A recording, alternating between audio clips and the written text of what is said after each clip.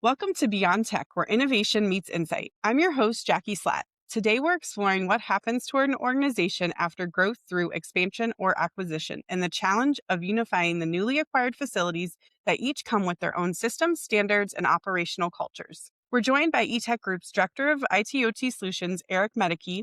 Throughout his career, Eric has experience helping organizations navigate the complexity of multi-site standardization. This is something that eTech Group has experienced firsthand, primarily on the data side rather than the manufacturing floor. eTech Group was formed and continues to grow through mergers and acquisitions. And along that journey, we've repeatedly seen the challenges and limitations that arise when information isn't standardized. Eric, from a manufacturing perspective, can you share at a high level what are some of the common hurdles and challenges organizations face when there's a lack of standardization? Yeah, absolutely, Jackie. What we see a lot of the challenges out there are when we have these types of things, there's lack of standardization. And what it does is it creates inconsistent operations, higher risks for the company, and limited scalability. So basically, what happens is each plant becomes its own ecosystem instead of part of an enterprise. There's things that we're trying to get to in regards to Industry 4.0, 5.0. And when you don't have standardization and things like that, you can't scale data, AI, automation without standardization foundation. There's things that you talked about there that people struggle with and part of their challenges with acquisitions. With every acquisition, it introduces things like different architectures, different vendors, unknown risks. And so this is why standardization is really a big deal when it comes to the systems across the plants. Another thing there is, without the standardization in the plants, you can't aggregate data or trust the data across the sites. It's so inconsistent. And when people struggle with centralized visibility, you can potentially have higher downtime, slower troubleshooting, and you can miss out on predictive maintenance and optimization times, which is really critical. So this is why what are some of the challenges we see in Yeah. So one of the things, I guess, that you've mentioned that standardizing the data so that you can be ready to take advantage of AI, all of that predictive maintenance, AI, anything like that relies on the data and it being accessible from, I guess, whoever needs to get it, but it can't transfer between machines or facilities if it's not entered in a standardized fashion. Am I understanding correctly? Yeah, you are. You're spot on when it comes to that. One of the things that I think we also want to touch on is without the standardization is it's creating these islands of automations for a facility. Can you talk about, I guess, why that is bad and what that limits a facility if they have these islands of automation? Sure, yeah. When you have islands of automation inside a plant or inside a facility, you end up with a lot of times with poor documentation. People don't understand what's there. You have inconsistent networks, and it equals basically, in my eyes, integration friction between everybody. The new equipment can't easily connect. Sometimes they become isolated. What we talk about and what that causes is basically data. We call them data silos, where you're unable to gather the information from those because they're not interconnected. So those are the islands of automation. There's a lot of manual workarounds that are required, and you have a lot of reduced ROI on new equipment. I feel like you kind of hit on this with the islands of automation and kind of making facilities having a culture of kind of making it work engineering. Why is that bad?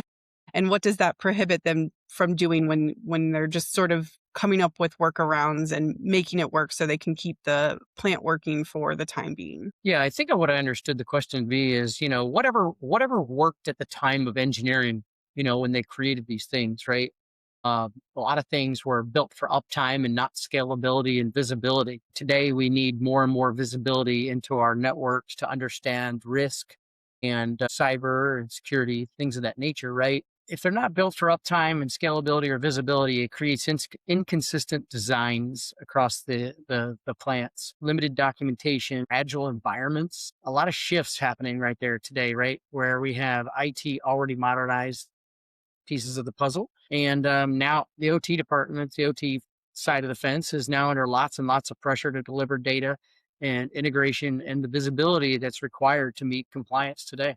One of the things you touched on was standardizing cybersecurity across multiple facilities. Can you expand on that a little bit and what that means across multiple locations and how, I guess, what they standardize and how they do that? Right. Oh, I understand. Yeah, cybersecurity across different multiple plants or even individual maturity varies widely when you take a look at it. Some people have integrated IT/OT strategies, but others operate independently with a lot of gaps. We see a lot of gaps when it comes to bridging the gap between IT and OT. IT doesn't always understand what's in the OT environment. OT doesn't always understand what the direction that IT is forced to do and how that happens, right? So there's different drivers there. You get different leadership priorities, leadership priorities on the IT side versus IT OT priorities, which you've got different types of systems there. There's different types of legacy systems that IT doesn't necessarily understand. What that causes is a varying awareness, I would say, of risk and the insurance implications around that stuff. And so why do we standardize around cybersecurity? Basically, it's risk. Risk is enterprise wide. It's not necessarily site specific, right? It's everything all encompassing. So 1 week facility equals exposure for all the facilities. And so that is very, Especially when they're all connected. and that, yeah, absolutely. When they're all connected. So the risk is very high. So this is why we want to standardize on consistent protection, the visibility that we have in the plants to enable us to have faster response to respond to a threat or something like that, not only in a single facility, but across multiple sites, like an enterprise wide environment. And you and I talked uh, on a previous podcast episode about how just the risk to the OT network are increasingly becoming targets for ransomware attacks or any sort of cyber attack because they're vulnerable and not as necessarily protected. Yeah. That was a good episode too. Everybody should go check it out. No, yeah, that actually was. It was really good. But I think that there's a lot of things that there's a lot of unknowns out there when it comes to the risks. So there's a lot of hidden risks, we'll call it. There's hidden risks in every facility, I would say today.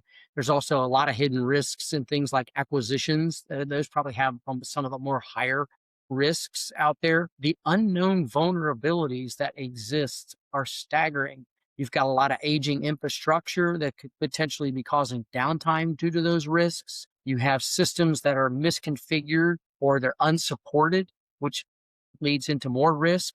And then one of the biggest risks is lack of OT visibility from the IT departments, right? So our IT departments are tasked with all of these cybersecurity compliance and regulations and insurance regulations to try to make sure that they can achieve compliance in order to get cyber insurance and things like that. So yeah, it's very, very important to understand what those risks are. Like in order, what I typically recommend people to do to understand what those risks are around those are to take and look at things like assessments, IT/OT assessments in those environments to help uncover hidden failure points, security gaps, and operational inefficiency, obsolescence of equipment, things like that. Yeah. One of the big topics that I think everybody is talking about, and so I want to make sure we hit on it a little bit, is just being able to leverage AI on the manufacturing floor, or I mean, anywhere. I feel like everybody's still trying to come up with the best solutions and uses for AI and see what it can do. Can you talk a little bit about how an ITOT assessment is a good foundation for getting ready to use AI? Yeah, absolutely. AI is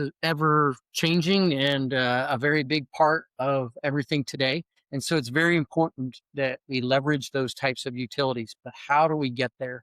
At the end of the day, we have to look at all the infrastructures that are in our plants today, in our facilities. The infrastructure to support that is very critical. If you don't have the correct infrastructure, we can't gather the correct information from AI to make those predictive changes or eventually even become generative changes using generative AI to make changes and act on behalf of a human. Obviously, predictive AI is really the probably some of the best ways to understand what's going on in your facility and allows human to make those decisions.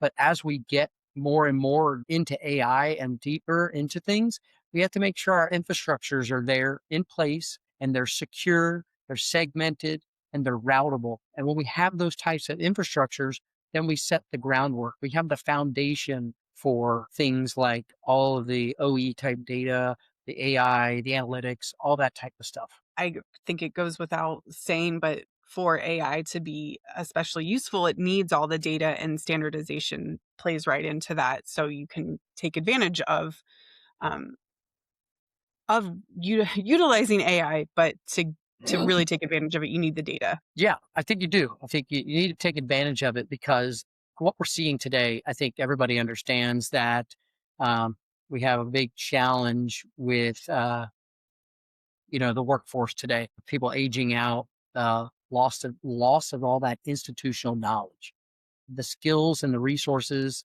to be able to modernize stuff. It's just not. It's not there. We're losing that stuff. So to have things like AI and to be able to gather that information and to be able to assist the future generations in production facilities is very critical. So what are some of the, I guess, kind of going the other direction? Some facilities are, I believe you would agree and have probably been in some, but some are decades behind. I guess how does that happen, and what do they do to kind of start upgrading and getting ready for AI, digital transformation, standardization, any of it? Yeah. Well, I mean, like what we all know is that we have a lot of equipment in a lot of facilities that hasn't made sense necessarily to upgrade over the years because upgrading the equipment, did it allow us to make more widgets? Was it cost effective? And the answer is no, a lot of times. And a lot of times the people in the plants were able to add different equipment, things of that nature, and make things work, whether it was stringing, data cabling from one point to another, things of that nature. They were able to make things work and keep them going.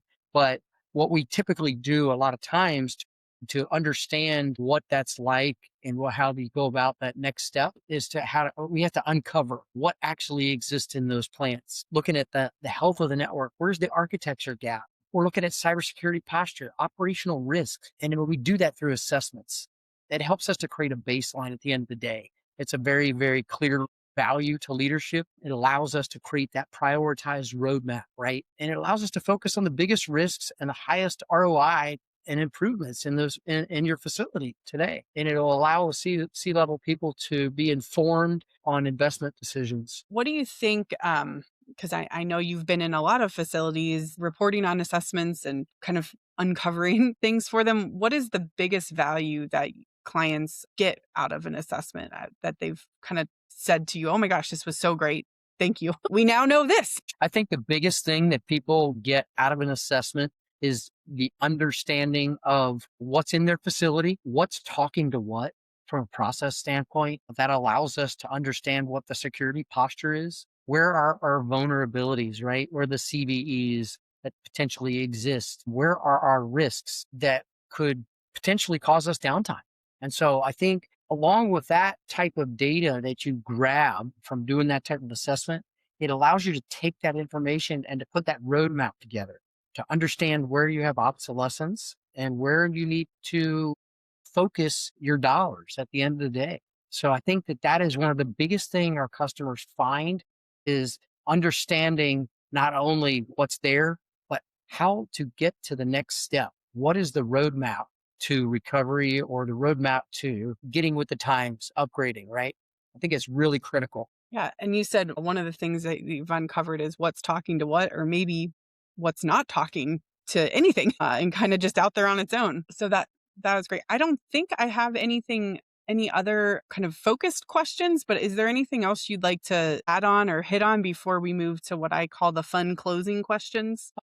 I don't know necessarily, other than the fact that there's a lot of things that companies don't realize they're inheriting when they do acquisitions, like the hidden risks we talked about, their Hmm. outdated systems, the poor documentation, problems that no one knew even existed that you find and uncover from doing assessments, the lack of standardization that we talked about a little bit. It's a blocker when it comes to Industry 4.0.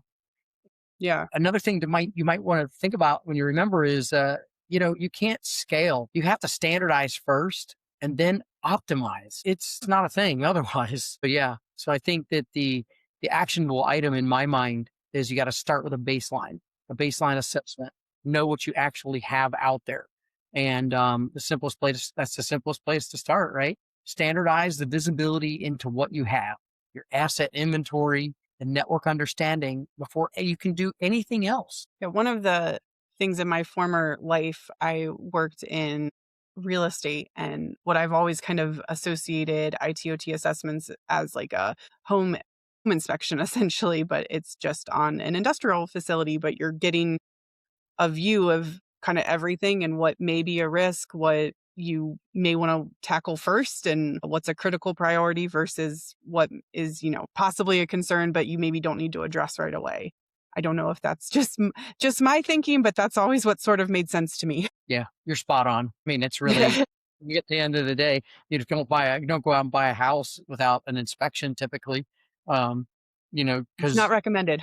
not recommended because I feel like if you're buying a house, you're excited about the experience, you're excited about what you're seeing, and you may have a little bit of tunnel vision, I call it, and you don't understand or see what the risks are, the things that you might not be looking for, where you have that inspection and they go in and they take a look at everything and they give you that report and you kind of have an understanding. And with that understanding, you create the path forward. You say, hey, am I going to buy this facility or this house? And and what is it that I need to do in order to get this place to where I need it to be?